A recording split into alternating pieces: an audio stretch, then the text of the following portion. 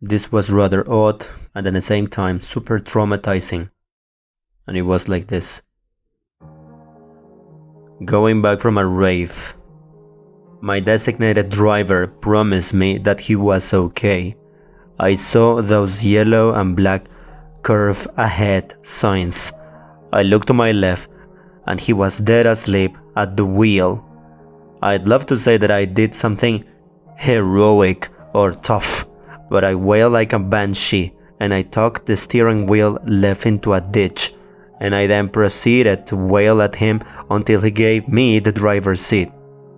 He passed out immediately, and I still to this day thank ecstasy for saving my life. I wrecked a pill in a bathroom 30 minutes before shutting down. If I would been asleep, as I usually am on drives, I would have died.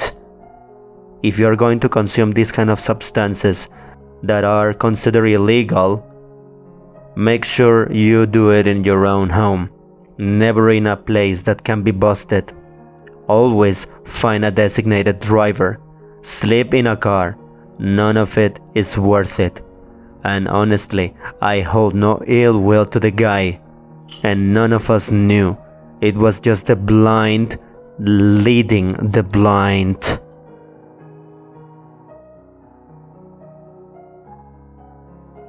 I was walking in the woods with some of my friends, and we were walking for a good hour or two. And it was a rather large forest. We were on the way back to my house when it turned to talk.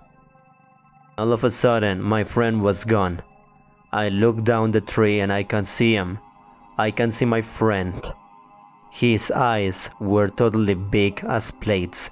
He was looking at something behind me. He looked at me and his eyes opened more and he started to run. I have never seen him run so fast. I have never even seen him run normally, so I started running. After that, we were out of the forest after a few seconds of running. Me and my friend were standing there, looking deep into the woods, and a tall guy wearing black rubbery clothes appeared and approached us. He had a nice long beard and he was black. He had a small knife in his shoulder, like a pocket knife. There was blood in his face and in his mouth. He didn't seem to care that we were looking at him. He looked into my eyes and said, "Get out of my woods!" Yes sir, yes sir. And we ran and never looked back.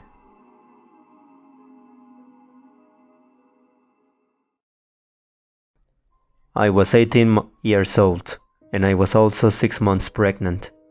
I was sound asleep when I was suddenly woken up to a ruckus in the other room. My relatives and my friends had been drinking that night, and I somehow slept through the entire thing. My dad always partied with us and was usually a good time, but on a few occasions when liquor was involved, instead of beer, he became an angry drunk person who tried to fist fight everyone. Not the best thing about him, but he was a good person. The ruckus was actually him trying to fight my friend, my brother, and my husband. After I woke up, everything spiraled and my dad was getting his ass kicked, which just made him angrier. Finally, I had enough. I ran next door and I threatened to call the cops.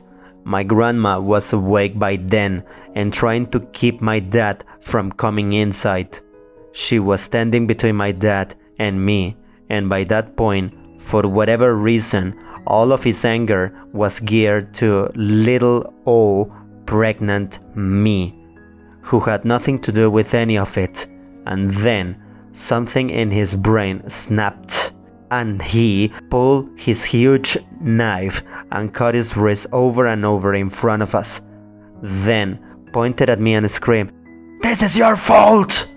I was a married adult at that point, but that night I was scared little girl that I used to be when he would get violent with my mom growing up. Then He ran off into the dark and hid in a houseboat on a property next door. The cops couldn't find him, and all I was worried about was him bleeding out. But he eventually showed back up hours later, and my grandma patched him up, and I was never the same after that. He didn't die, but it still traumatized me. I didn't know how much it affected me until later. To this day, that image still pops into my head, and I have to quickly think of anything else. I never talk about it. This is the most I've ever talked about it, to be honest, and I'm not happy. And even thinking about it makes me sad because he died from COVID in 2020. And even though he had his moments, I used to be such a daddy's girl and couldn't imagine my life without him.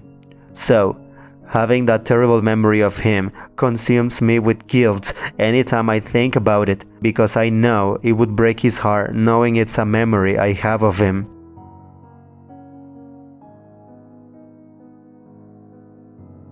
My friend and I were sitting on a dirt road, just talking and stuff, like we usually would do after school since we lived super close to each other.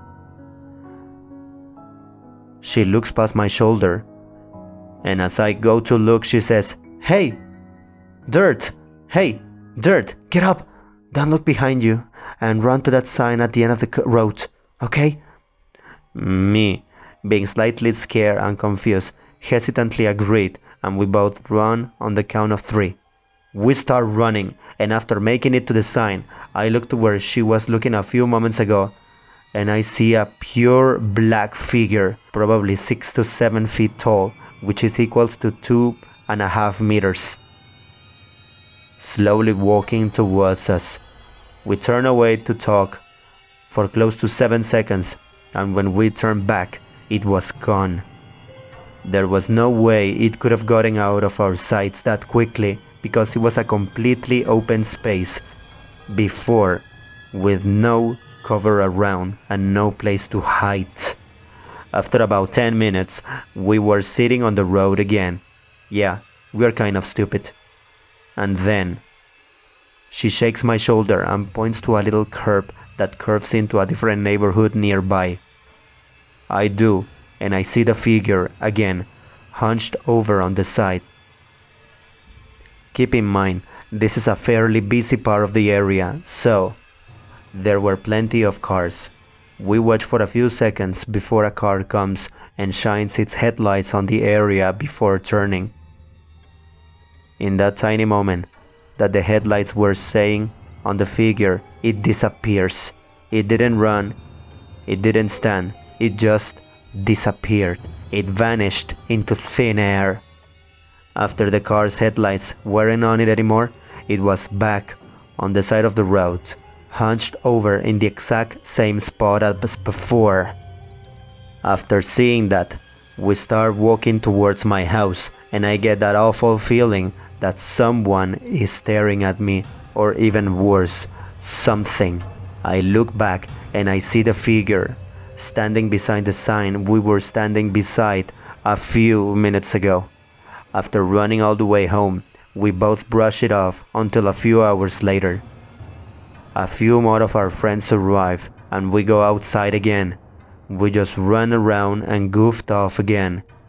As we were walking back, we all looked behind us for some reason and saw the figure in the middle of the road. We ran home and never saw it again right after that.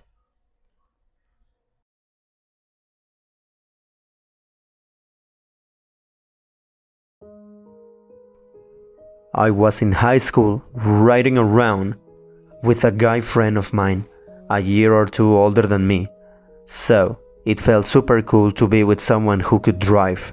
I was having a great time. We were laughing and we were joking. We were heading to a friend's house. On the way there, you have to pass under an overpass for a big freeway. I'm talking about 5 stories up. Someone jumped off the overpass. It was too high to tell if he was a man or a woman. I noticed it first, and I screamed, and my friend immediately covered my eyes with one hand so I wouldn't see them land, and pulled onto a side street so the overgrass was behind us. He got out of the car and called the police from his smartphone, but I knew it was totally pointless. After that, we both drove in silence to our friend's house.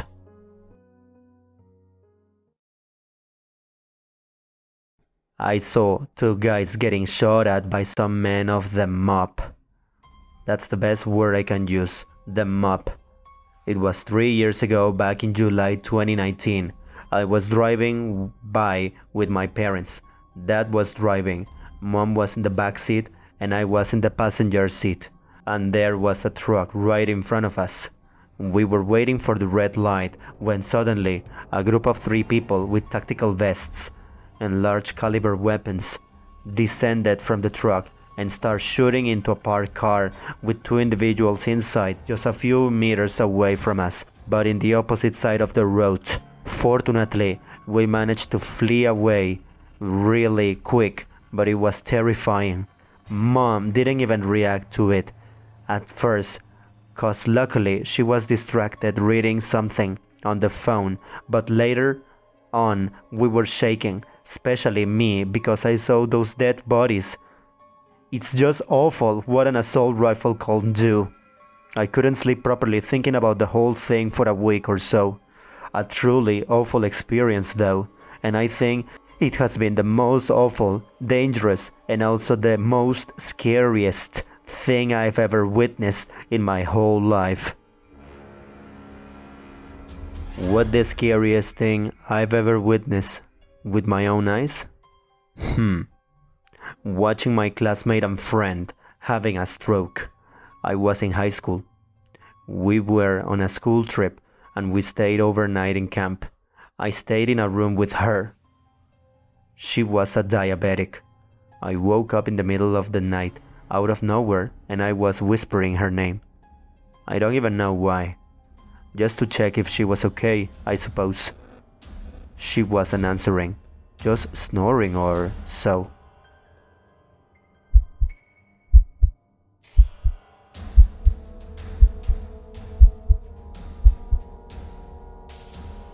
So, I went for a teacher with words. Teacher, I think she has a stroke. I would rather be yelled at for a false alarm. They ran into our room and they lit up the lights. Her eyes were wide open, yet she was still asleep. Foam coming out of her mouth.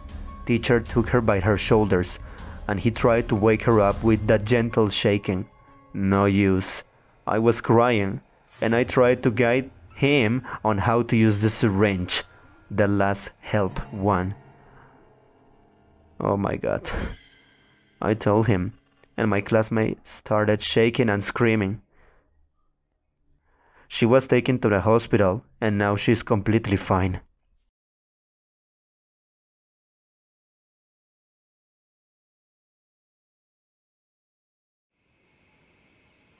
I was 10 years old, and I was out moose hunting with my dad, my uncle, and my brother. The area had some bear sign, claw marks on trees, and such, but we always made camp there, so it wasn't a big deal. So, a couple days in, and my brother and I were digging around in the forest, and he found this really cool stick. Overcome by jealousy, I took it that night and hid it up one of the trails leading out of the camp. The next day, I went to get it alone. And as I was walking up the trail, only 30 feet from camp, some brown bear cubs popped onto the trail in front of me, followed closely by the mother. It was really huge. She was really huge. She was looking at me. I was totally scared shitless. And it was about 15 feet away, which is roughly 4.5 meters. The cubs ran up a tree faster than you wouldn't believe. Oh my god, how the hell do they climb so fast? And the mother started to walk down the trail towards me, kind of slow, sizing me up, I think. I started backing up towards the camps, walking backwards. It felt like ages before the two of us got back to the camp. Dad was in his camp chair, his weapon, a .306, prop on the arm facing the other way. I told him there was a bear, and when he raised his gun, that brown bear scampered off quick. It must have been shot at before because it recognized a gun. I could have been totally screwed up pretty bad that day.